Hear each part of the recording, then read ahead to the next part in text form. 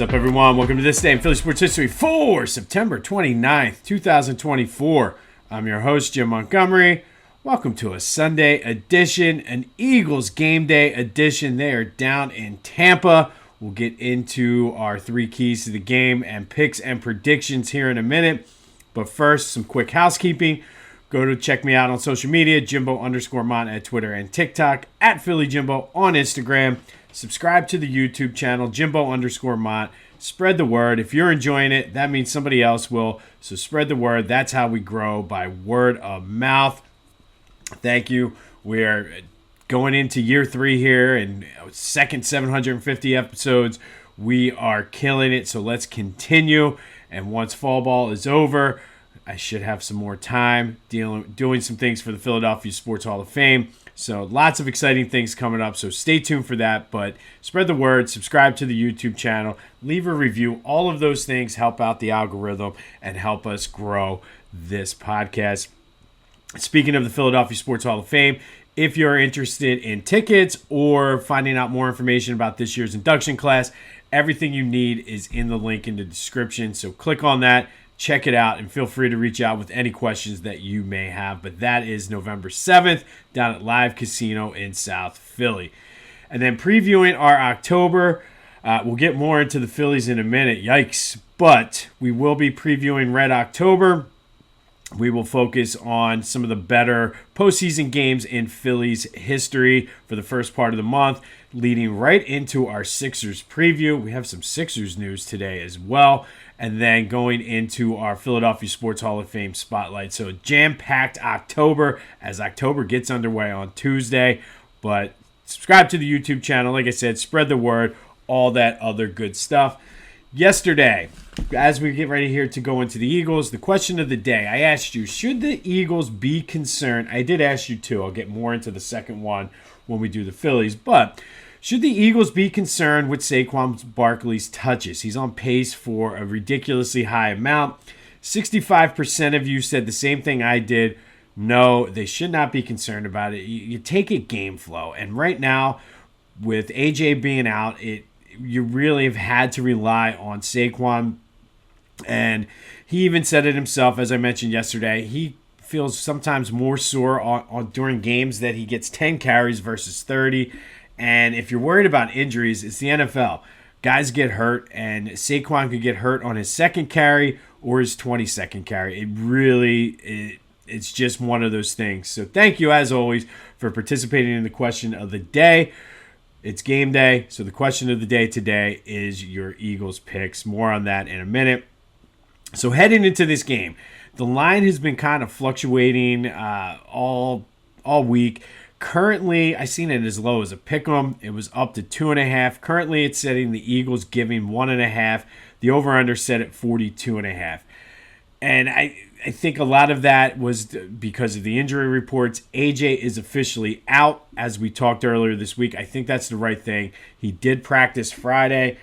Obviously, I don't think he was 100%, and that's the way to go. You don't want this thing lingering all season for a week 4 matchup in Tampa right before your bye week.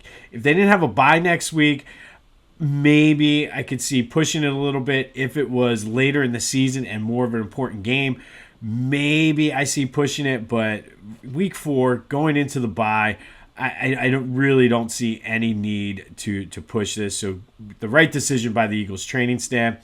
Lane Johnson is still listed as questionable. I saw John Clark tweet, I don't know if it was last night or this morning, but it does appear that it's trending toward Lane playing, which is good.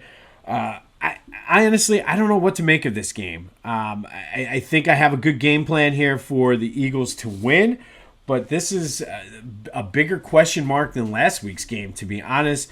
I do feel the game plan should be very similar, so let's get into the three keys to the game. Again, any car dealerships, KeyBank, anybody want to sponsor this segment, let me know. This is a great segment. I've been pretty spot on so far through 3 weeks. All right, first key to the game today for the Eagles to beat the Tampa Bay Buccaneers, got to handle the blitz.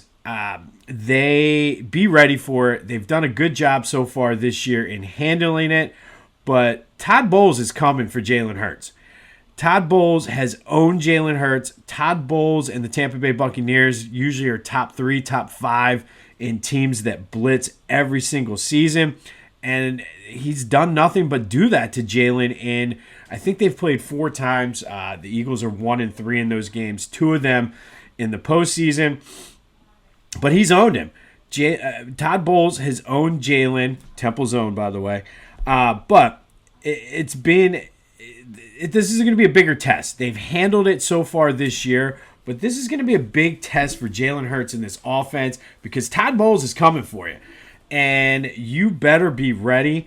And with that, I think this kind of ties in with the same thing. You got to take care of the ball.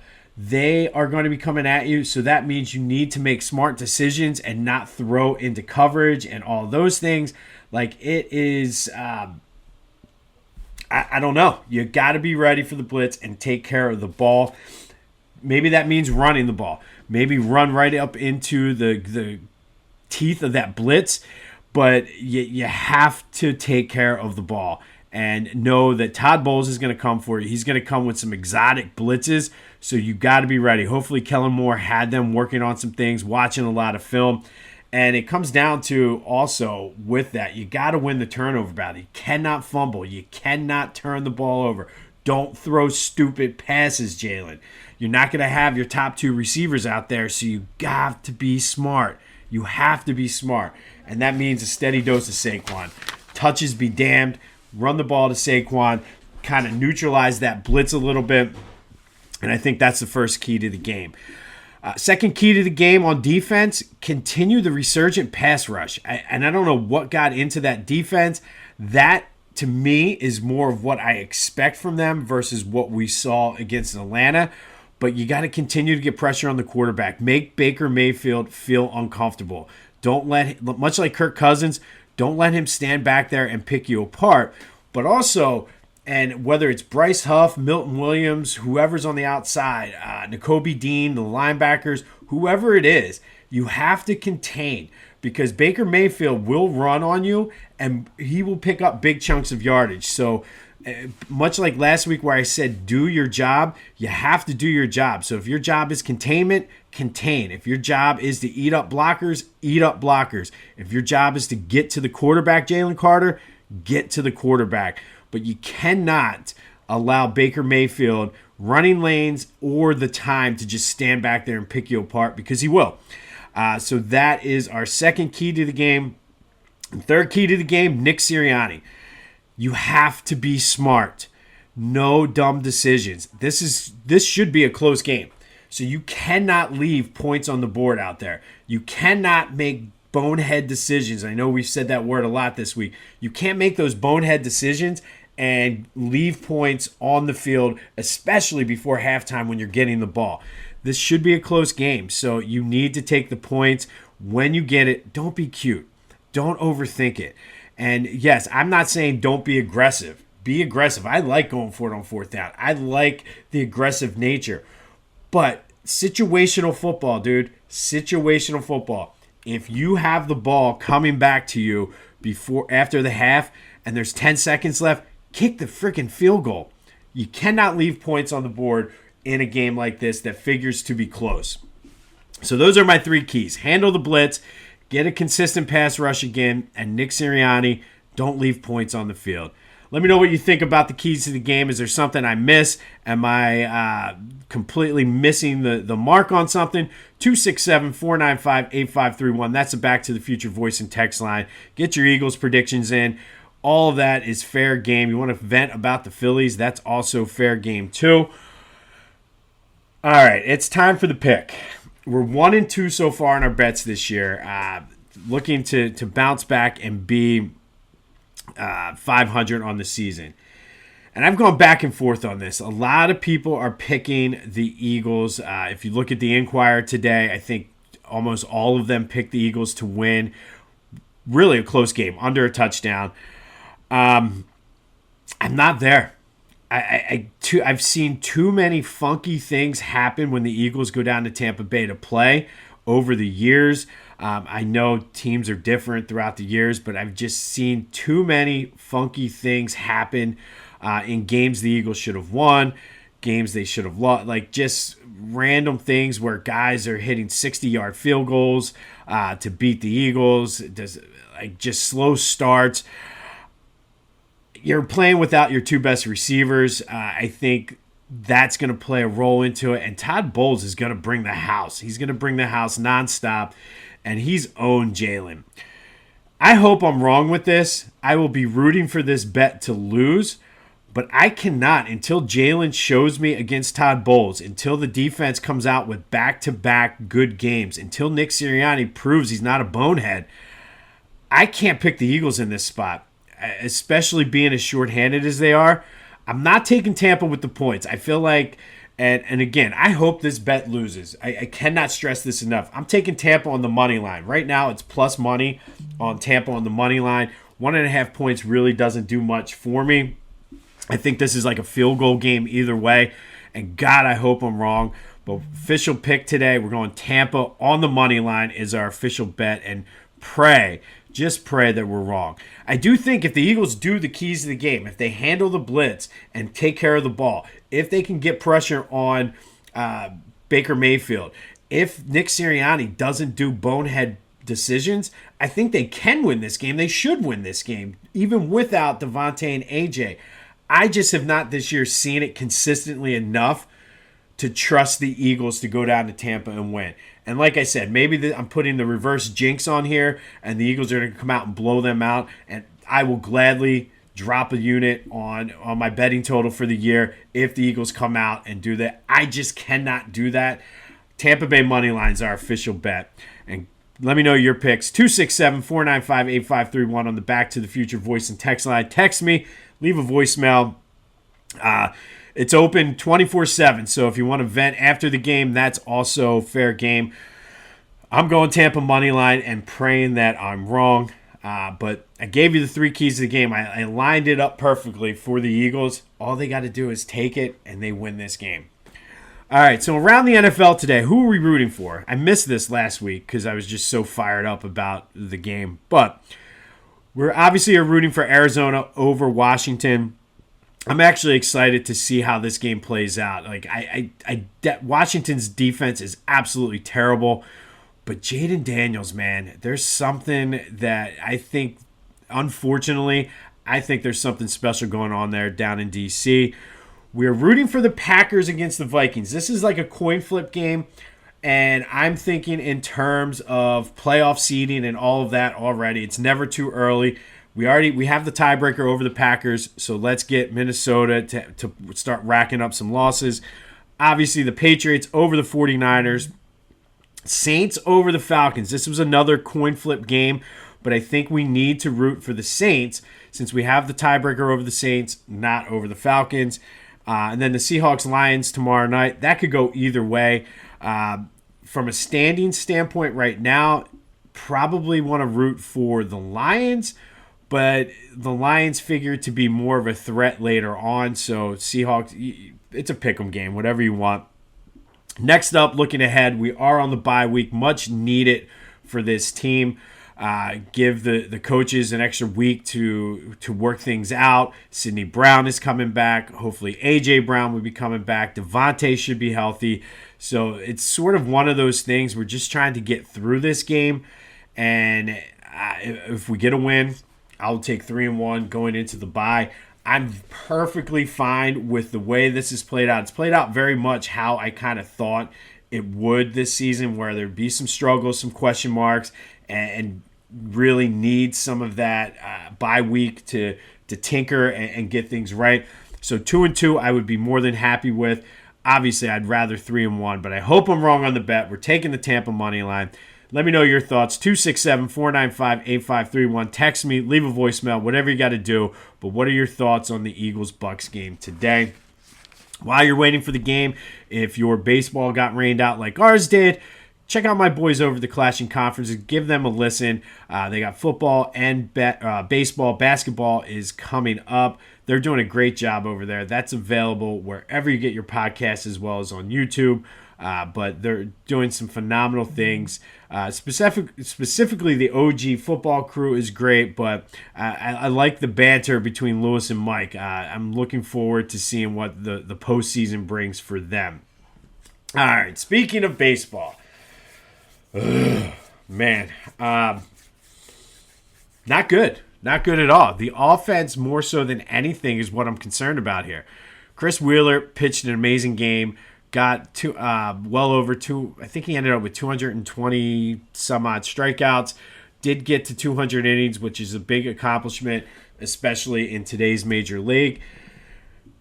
But I'm concerned with the offense, man. They just, and I don't know if they sort of packed it in or what happened, but I do not, no matter what happens today, I don't have a good feeling about this team going into the playoffs. And maybe that's different than what we've had the past couple years, and maybe that'll play out different. But I don't know. I really don't know. We'll have more on the postseason as we get closer to next week. They do finish up today down in D.C. Aaron Nola's on the mound. Hopefully, let's end it with a win. I would love to have one of those Sunday games where they win like 12-3 and leave us with a good taste in our mouth heading into the week off break, as they won't play again until Saturday. They're playing the inter-squad game on Wednesday. Looks like Ranger's going to pitch on that. And I'm concerned with Ranger, but my boy John Foley, thank you. He posted this on Twitter yesterday. He said that the past 2 years, Rangers' last start heading into the postseason, he gave up 6 runs. Gave up 6 runs the other night, and we all know how he pitched in the postseason. They keep saying he's close, so hopefully playing in that inter-squad game will loosen him. I don't know, but I'm concerned. But the Phillies finish up the regular season this afternoon in D.C., but let me know, are you concerned with the Phillies? I'm very concerned heading into the postseason, especially if they get swept. They haven't been good down the stretch since that the last Mets series. So, we'll see. They were in the driver's seat for the 1 seed, which they're now locked into the 2 seed. They won't know who their opponents even possible are. Pretty much they can play anybody except for the Dodgers in the second round. So we'll see how that goes, but I don't have a good feeling. Hopefully that turns around, but we need to get fired up for Red October, and Philly Goat has you covered. I mean, you name it, they got it. They Holy Schmidt, they have the Believe. Maybe we need that. Maybe we need to adopt the mantra Believe. I know a couple weeks ago somebody told me I need to get back into the new Philly mindset. So new Philly, the Phillies are going to be okay, but go to Philly Goat. They have the election stuff. The fans are back. That is what I'm ecstatic about. The fans are back. So get them in time for Red October. And then be sure to use the promo code Jim Montgomery for 10% off your order. That's phillygoat.com, promo code Jim Montgomery to take 10% off of your order. All right, some Sixers news. And the big news yesterday was the trade that sent Karl Anthony Towns to the Knicks for Dante DiVincenzo and Julius Randle. And I got to be honest, I don't think this trade makes the Knicks better. And I don't know whether they were making this trade to compete with the Sixers or Boston or a combination of both in Milwaukee. I don't know, but maybe I'm missing something on here. I don't think this makes the team better. I don't think it makes the Knicks better, because if you look at it, if it was a move to match up against the Sixers, Joel Embiid owns Karl Anthony Towns. If you look at his stats, when Joe averages like 28 points a game, I think blocks are the same. He has more rebounds, more assists. Like, he flat out owns Karl Anthony Towns. And DiVincenzo has been, like, during that playoff series, he was a Sixers killer. So I don't see this team being better with that. I don't know how you feel about it, and maybe I'm missing something, but hey, I'm perfectly fine with that. If that, I think, is a big reactionary move, Not that Julius Randle was a superstar. He was often injured. But DiVincenzo, losing him, I think, is going to hurt the Knicks more than what they think. And I think Mikal Bridges also left, too. I don't see them being better with this. But let me know your thoughts on the Karl Anthony Towns trade. All I know is Joel Embiid owns Karl Anthony Towns. So that really changes the dynamic of this rivalry somewhat. But let me know what you think. 267-495-8531. That's a Back to the Future voice and text line. I think a very, very reactionary move. And I don't think the Knicks are better. I certainly don't think they're better than the Sixers now. And they were one of the teams, as they were constructed, I was more concerned about. I'm not so much concerned about the Knicks anymore. Is it just me? Am I missing something? Let me know your thoughts. Flyers. Oh my goodness. Michkov Mania is going to run wild in South Philly this year. Oh my God. 3-2 overtime win over Boston. Michkov with 2 goals, including the overtime winner. But the key to this game that I really, really like is Boston, I forget which player it was trying to mess with Michkov and get under his skin, get him to fight. Sean Couturier was like, nah. You're not messing with my Michkov. And got into a fight with him. And that, to me, especially in a preseason game, that's huge. They're like, you're not messing with Michkov. You're not messing with our Michkov. So I love it. Michkov Mania is running wild down in South Philly. The news was not good for the Union. 1-1 draw. They still currently are hanging on to that 9th seed in the MLS East. It's a 3-way tie with, I forget who they're tied with. I think Atlanta actually is one of the teams they're tied with, who they tied yesterday. But they only have 3 games left. 2 of them are on the road against teams much higher than them in the standings. They made it way more difficult for themselves. They're not out of it. It's just going to be tough. And, hey, who knows? Maybe it's the old iron sharpens iron, and they can do it. All right, today, we're going to go back to 2002. And on this day in 2002, the Eagles moved to 3-1 with a 35-17 win over the Houston Texans down at the Vet. It was the first ever meeting between the two teams. Donovan, kind of a slow start, but threw for 259 yards and a touchdown. Brian Mitchell also threw a touchdown, a 57-yarder to Brian Dawkins on a fake punt in the third quarter. But the story was the defense. They sacked David Carr 7 times, forced 3 turnovers, and the MVP of the game was Brian Dawkins, who had a quadrafecta game. It's the only one ever in NFL history, a game where he had a sack, a fumble recovery, an interception, and a touchdown. Dude was all over the field that day. I remember sitting in the stands watching it. It was great, especially because I think that fake punt, if you look at the replay, it looks like Brian Mitchell was supposed to run it, saw that it was clogged, and then pitched it to Dawkins, who just... And if you watch, do yourself a favor, look this up on YouTube. Brian Dawkins was fast, like especially early in his career. But it was just the quadrafecta game, a sack, fumble recovery, interception, and a touchdown en route to the 35-17 win over the Houston Texans. And the Eagles, kind of a random stat here for you. The Eagles have never lost to the Houston Texans. They are 6-0 against them. They will not play them again until 2026 unless it's Houston versus Philly in the Super Bowl this year, which, hey, why not? But on this day in 2002, Eagles beat the Texans 35-17. Brian Dawkins with the quadrafecta game, a sack, fumble recovery, interception, and a touchdown. And my man was all over the field. Finally today, let's bring it down a little bit and get all frustrated with our Philly Sports Villian. Today, it's Markelle Fultz. And I will preface this with he was likely the consensus number 1 overall pick by many experts, many teams in 2017, except for one, and they got us. And that's the Boston Celtics, who traded the number 1 pick to the Sixers in exchange for the 3rd pick.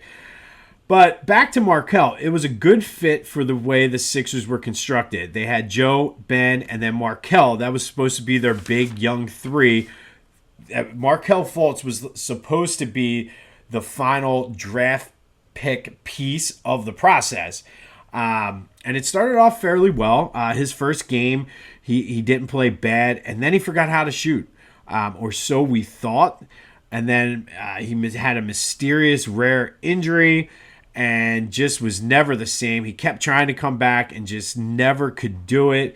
And you hate to put somebody on a villain list because of an injury, but I mean here we are. That's why he's on the list, is due to the injury.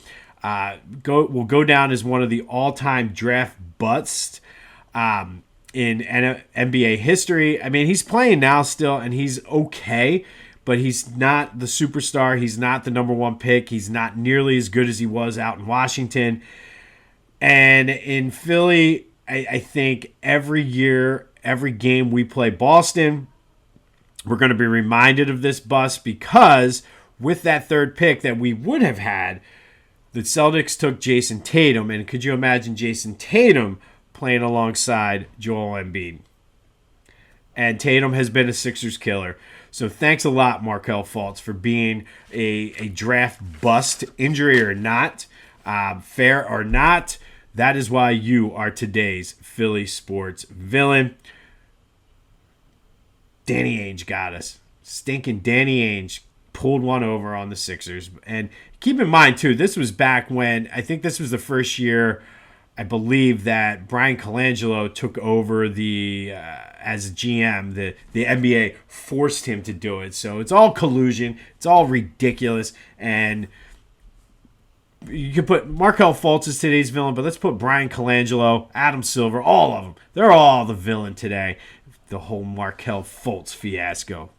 Ridiculous.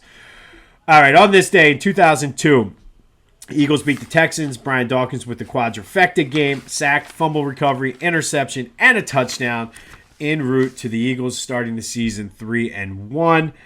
Let me know your thoughts on Karl Anthony Towns. Want to talk about Michkov Mania? It's all fair game. 267-495-8531. That's the Back to the Future voice and text line. Get your Eagles picks and thoughts for today's game in. I gave you the 3 keys to the game, but I don't think it's going to be enough. I really hope I'm wrong. I'm going Tampa money line. That's our official bet. Let's go Birds, though. Hopefully I'm wrong. I would love to be wrong on this. Please let me be wrong on this. This has been This Day in Philly Sports History for September 29th, 2024. My name is Jim Montgomery. Go have yourselves a Sunday, and until next time, go Birds.